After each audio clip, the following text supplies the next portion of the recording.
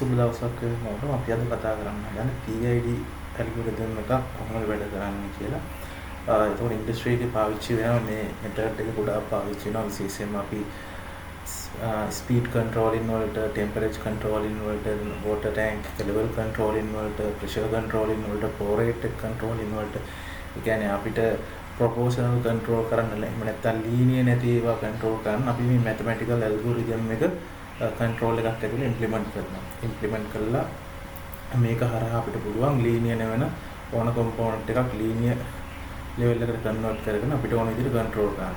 එතකොට අපි දන්නවා PID ගේ තේරුම තමයි P කියන්නේ ප්‍රොපෝෂනල්, I කියන්නේ ඉන්ටග්‍රල්, D කියන්නේ ඩෙරිවේටිව්. එතකොට මේකේ ප්‍රොපෝෂනල් පාර්ට් එකක් තියෙනවා. ඊට පස්සේ අවකලන පාර්ට් එකක් තියෙනවා සහ අනුකලන පාර්ට් එකක් තියෙනවා. එතකොට මේ ටිකම එකතු වෙලා තමයි අපිට අවුට්පුට් එකක් දෙන්නේ. එතකොට මේ වගේ මැතමැටිකල් ඉක්වේෂන් එකකින් අපිට පෙන්වන්න පුළුවන් මේක කොහොමද වැඩ කරන්නේ කියලා. එතකොට මේක ඉන්ජිනියරින් ෆීල්ඩ් එකේ ඉන්ජිනියරින් සබ්ජෙක්ට් එකක් ඉගෙන ගත්තා නම් අනිවාර්යෙන් මේ PID කියන එක අහලා ඇති සහ PID කියන එක ඉගෙනගෙන ඇති. අපි අද බලන්න යන්නේ මේක ඇත්තටම ඇප්ලිකේෂන් එකක් නම් කොහොමද මේක මේ අපි මේ තියරිටිකල් ඉගෙන ගත්ත එක ප්‍රැක්ටිකලි කොහොමද කරන්නේ කියලා. එතකොට අපි දන්නවා මේකේ P කියන්නේ ප්‍රොපෝෂනල් කියන්නේ මෙයාගෙන් තමයි අපේ ඉන්පුට් එක කොච්චර ස්පීඩ් රෙස්පොන්ස් පාවිච්චි කරලා තියෙනවා. මෙන්න මේ වගේ ටැංක් එකක්. මේ ටැංක් එක තමයි ෆිල් කරන්න හදන්නේ මම. එතකොට මේ ටැංක් එකේ තියෙනවා ස්කේල් එකක්. මේ විදිහට වල පිට බලා ගන්න පුළුවන්. මම ටිකක් සූම් කරලා පෙන්නන්න. මේ විදිහට තියෙනවා ස්කේල් එකක්. එතකොට මේ ස්කේල් එකෙන් තමයි කොච්චර වෝටර් ලෙවල් එකක් තියෙනවද කියලා ඩිස්ප්ලේ වෙන්නේ. රයිට්. ඒතර අපි අද try කරන්න හදන්නේ මේ වගේ ටැංක් එකක් කොහොමද PID පාවිච්චි කරලා ෆිල් කරගන්නේ කියලා. එතකොට දැන් මේකේ තියෙන ප්‍රශ්නේ තමයි අපි දන්නවා මේක දැන් අපි උදාහරණයක් විදිහට අපි හිතමු මෙයාට ලීට් මෙතන තියෙන සෙන්ටිමීටර්ස් වලින් තියෙන සෙන්ටිමීටර් 200ක් ෆිල් කරන්න ඕන වුණා කියලා. එතකොට තියෙන ප්‍රශ්නේ මේක අපි මැනුවල් කන්ට්‍රෝල් කරන්න ගියොත් අපිට 200 කියන පොයින්ට් එකට හරියටම ගෙනල්ලා තියන්න බෑ. ඒක 200ට වඩා වැඩි වෙනවා නැත්නම් 200ට වඩා අඩු වෙනවා. ඒතර වෑල් එකක් මේ වෑල් ප්‍රොපෝෂනල් නෑ. හේතුව තමයි මේ වගේ තියෙන ප්‍රෙෂර් එක ඊට පස්සේ වගේ තියෙන තියෙන ක්වොලිටිස් අනුව සම්පූර්ණ අපි වෑල් එකේ පොසිෂන් එකක් අපි තුමු මේකේ තියෙන වෑල් එක මම පෙන්නනවා. මෙන්න මේ වෑල් එක. මෙතන මේ තියෙන්නේ ෆිල් වෑල් එකක්. රයිට්. මෙන්න මේ වෑල් එක. මේ වෑල් එක අපිට මෙච්චර ලෙවල් එකකින් හරියොත් මෙච්චර ටයිම් එකකින් මේ ටැංකිය පිරෙනවා කියලා එහෙම කියන්න බෑ. ඒකට හේතුව තමයි මේ වගේ තියෙන මේ තියෙන ප්‍රොපර්ටිස් එක වෙනස් වෙනවා. ඒ හින්දා මේක ඉන්ඩස්ට්‍රි එකේදී මේවා හරියටම ෆිල් කරන්න ඕන හින්දා පාවිච්චි කරන මෙන්න මේ PID කියන ටෙක්නික් එක. ඒකදී වෙන්නේ මොකද්ද? අපි මේ ෆිල් ලෙවල් මේකේ ෆිල් ලෙවල් එක මෙෂර් කරගන්න ලෙවල් මීටර් එකකින් ඊට පස්සේ ෆිල් වෑල් එකක් තියෙන වෑල් එකකින් අපි මේකට වතුර පුරවනවා. ඒකට වතුර පුරවන ගමන් ලෙවල් මීටර් එකෙන් අපිට රීඩින් එකක් එනවා. දැන් ටැංක් එකේ කොච්චර ලෙවල් එකක් තියෙනවද කියලා. PID එකක් අපි පාවිච්චි කරද්දී ෆීඩ්බැක් සිග්නල් එකක් ඕනේ. ඒ ෆීඩ්බැක් සිග්නල් එක ගන්න තමයි ලෙවල් මීටර් එක පාවිච්චි කරන්නේ. එතකොට ෆීඩ්බැක් සිග්නල් එකෙන් අපිට එනවා දැන් ප්‍රොසෙස් වෙන වැලියු එක.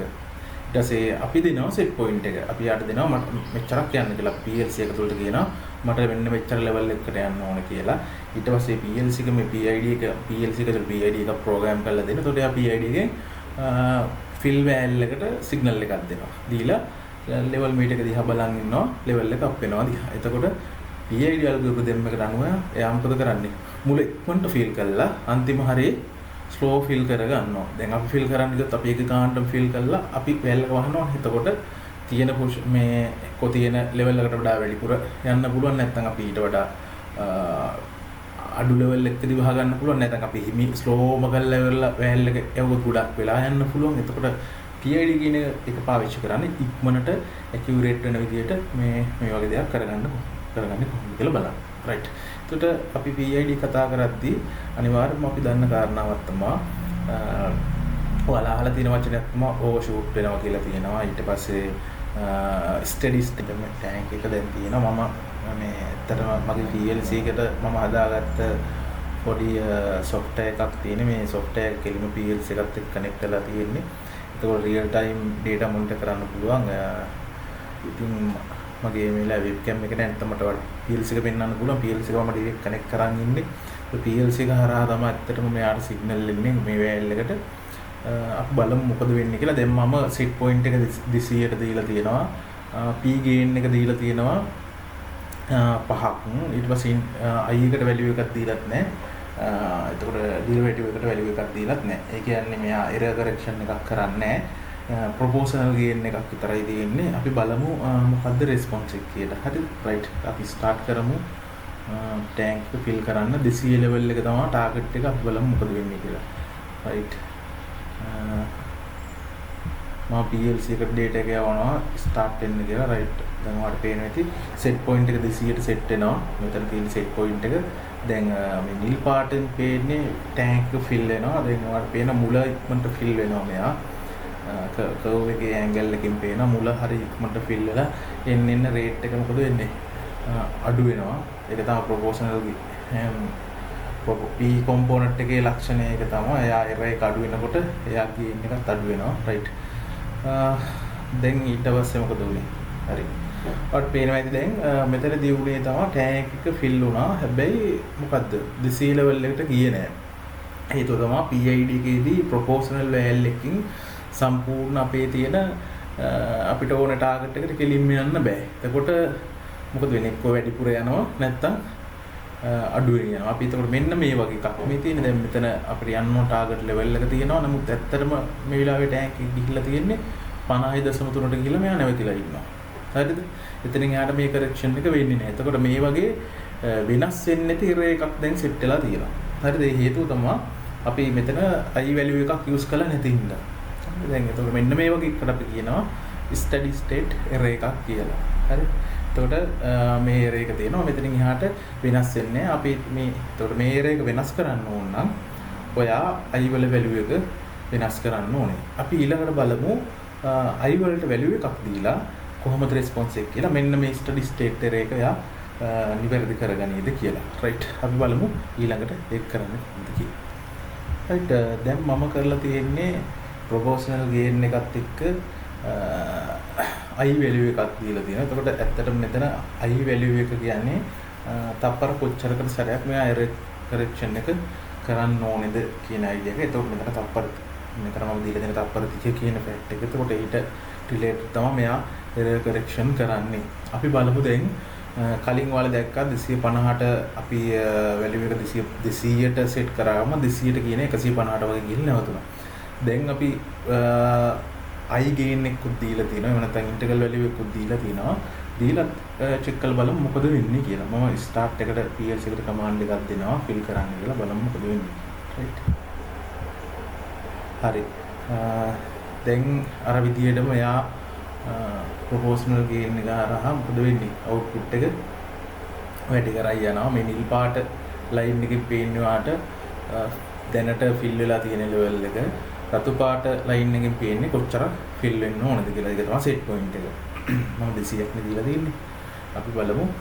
දැනුත් මෙයා 150ට ගිහිල්ලා මොකද උනේ? 150ට ගිහිල්ලා මෙයා අර curve එක වාට පේනවා ඇති slope එක අඩු වෙනවා. ඒ කියන්නේ අර ඉක්මනට 150ට ඉක්මනට ගියා. ඊට පස්සේ මොකද වෙන්නේ? මෙයා හිමීට අර point එකට යනවා. right. ඇයි එහෙම වෙන්න හේතුව තමයි මම ඔයාලට කිව්වා steady state error එකක් තියෙනවා. අපිට පුළුවන් මොකද integral value එකක් දීලා මේ error එක අපිට fix කරන්න. දැන් මම i ට value එකක් දීලා තිනවා. එයා මොකද කරන්නේ? ඒක automatically ඒ අර steady state error එක correction එක හදාගෙන තමයි යන්නේ. හැබැයි මෙතන තියෙන ප්‍රශ්නේ තමයි මොකද වෙන්නේ? මෙයා ලොකු වෙලාවක් ගියානේ. ලොකු වෙලාවක් යනවා ඒ error එක correct කරගන්න. 150 ඉඳන් 200ට වැඩි වෙන්න ගොඩාක් වෙලා යනවා 100 ඉඳන් 150ට වැඩි වෙනවට වඩා. එතකොට අපිට මොකද ගන්න පුළුවන්? තවත් මෙයාට කියන්න පුළුවන් මේ error correction එක ඉක්මනට කරන්න කියලා. right. අපි ඊළඟට බලමු මේ correction එක ඉක්මනට කරන්න අපි value එක වෙනස් කළා මොකද වෙන්නේ කියලා. right. 7.5 දාලා බලනවා. කලින් 15 දාලා දෙන්නේ. දැන් අපි 30 දැම්මා. ඒ කියන්නේ proportional gain එක change කරන්න නැතුව අපි 30 දාපුවාම මොකද උනේ? steady state error එක නැති වෙලා ගියා. ප්‍රශ්නේ තියෙන්නේ steady state error එක correct කරගන්න ලොකු time එකක් ගියා. ඊට පස්සේ අපි 15 දාපුවාම මොකද උනේ? ඊට වඩා අඩු කාලයකදී correction එක වුණා. right.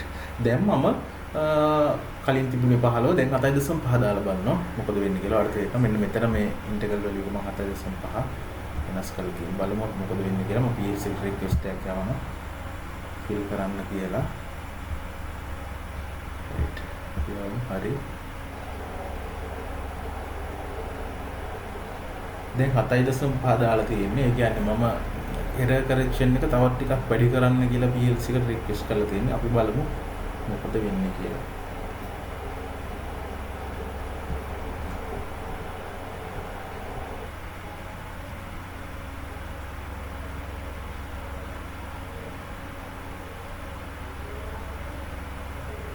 right ඔයාලට පේන වැඩිද මොකද උනේ?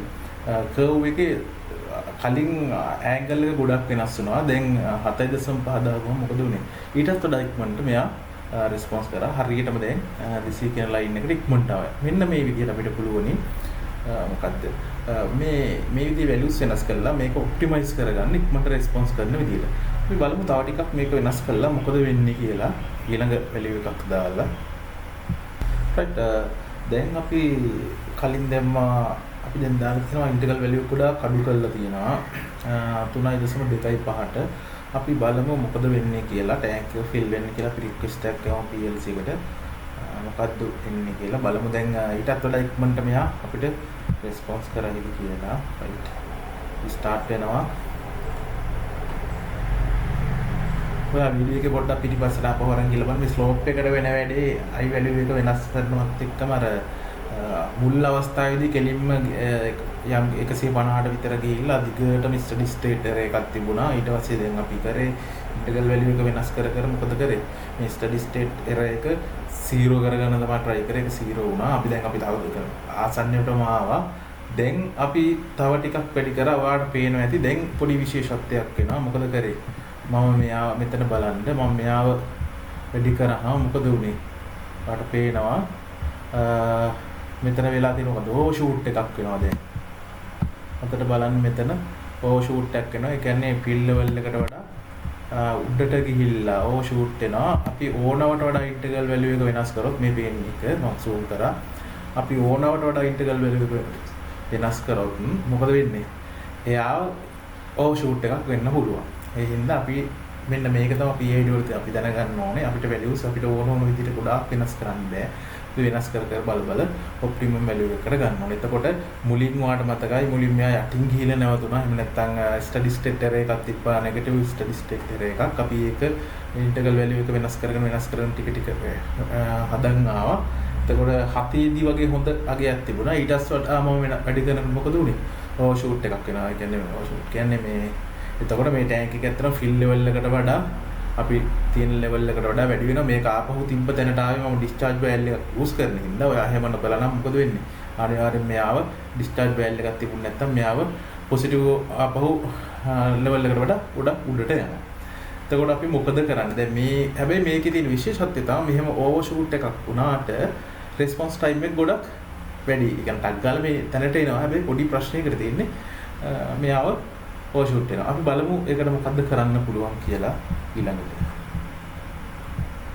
right අපි 3.25ට අපි දැක්කා ඕවර්ෂූට් එකක් වෙනවා. එහෙනම් මම කියන්නේ 7.5 හොඳ වුණා. ඒ 3.25ට අඩු කරද්දී ඕවර්ෂූට් එකක් ආවා. අපි ඊට පස්සේ දැන් මොකද කරන්නේ? මම ඒක 5ට දාලා බලමු මොකද වෙන්නේ කියලා. ඒ අතර වැලියු එකකට right රික්වෙස්ට් එකක් ගවමු.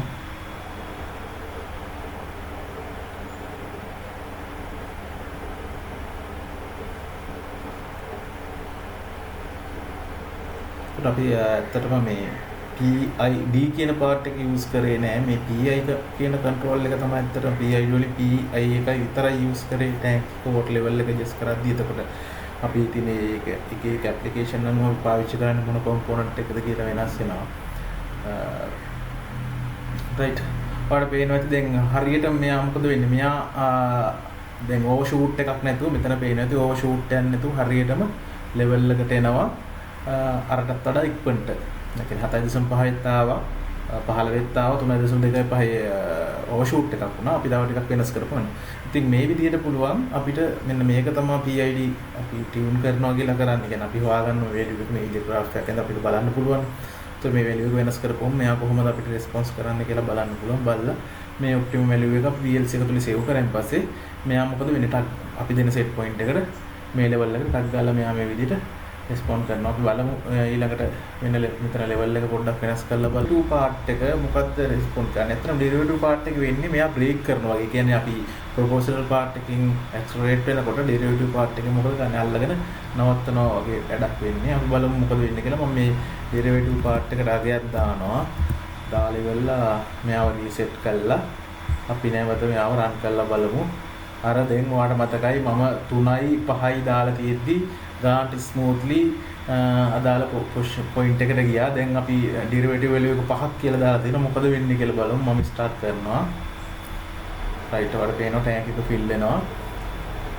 දැන් මේ කලින් හරිම පොයින්ට් දෙක, ඒ කියන්නේ හරිම පොයින්ට් එකට ගියපු වැලියු එක අපි දැන් ඩෙරිවේටිව් පාර්ට් එකක් ඇඩ් කරලා තියෙනවා. මොකද වෙන්නේ කියලා බලමු. මේ එතකොට අපි ඉන්ටග්‍රල් පාර්ට් එකකින් සහ ප්‍රොපෝෂනල් පාර්ට් එකකින් කොහොමද සිස්ටම් එකට රියැක්ට් කරන්නේ සිස්ටම් එක කියලා බලුවා. දැන් අපි ඩෙරිවේටිව් පාර්ට් එකක් ඇඩ් කරලා බලුවා මොකද වෙන්නේ කියලා බලමු. පාර්ට් පේනවා දැන් අර කලින් තිබ්බ එකේ කලින් මේක ස්මූත්ලි ගියා. දැන් මේක ඇඩ් කරාම මොකද උනේ? මේක ඇඩ් කරාම ඔයාලට පේනවා මෙයා මොකද වෙන්නේ? ඔසිලේෂන් එක කියන්නේ අප් ඩවුන් වෙනවා. ඒ කියන්නේ මෙයා බ්‍රේක් කරනවා ආය මදි කියලා ඉතලා යනවා ආය බ්‍රේක් කරනවා. ඒ හින්දා තමයි මේ විදිහට වෙන්නේ. මෙන්න මේ විදිහට ඔයාලට පේනවා D එක වැඩි කරොත් එහෙම ඔය විදිහේ රෙස්පොන්ස් එකක් තමයි බලා ගන්න පුළුවන් වෙන්නේ. මේක අර ඇත්තටම සිද්ධ වෙන්නේ මොකද්ද මේකට කියන්නේ ඕවර් ඩැම්පින් අන්ඩර් ඩැම්පින් සිද්ධ වෙනවා. අපි දන්නවා ඩෙරිවේටිව් පාර්ට් එකෙන් තමයි ඒක ඉෆෙක්ට් වෙන්නේ. ඒකට අපි මේක මේ වගේ ටැංක් එකකදී අපි ඩෙරිවේටිව් පාර්ට් එක ගොඩක් වෙලාවට ගොඩාක් අඩු අගයක තියාගන්නේ මෙන්න මේ ප්‍රශ්නේ හින්දා.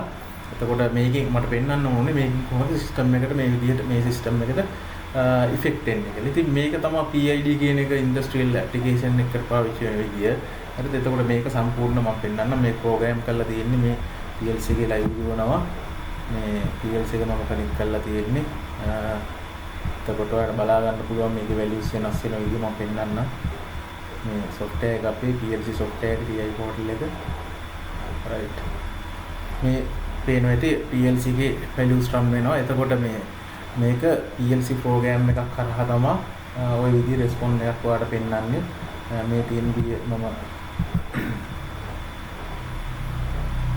මේ තියෙන PID බ්ලොක් එක මේ PID බ්ලොක් එක ඊට පස්සේ මේ ලියාගත්ත ප්‍රෝග්‍රෑම් එක මම මික්ස් කරපු ලැන්ග්වේජ් එකක් යූස් කරලා තියෙන්නේ. මෙතන මම පාවිච්චි කරලා තියෙනවා මෙතන SQL පාවිච්චි කරලා තියෙනවා.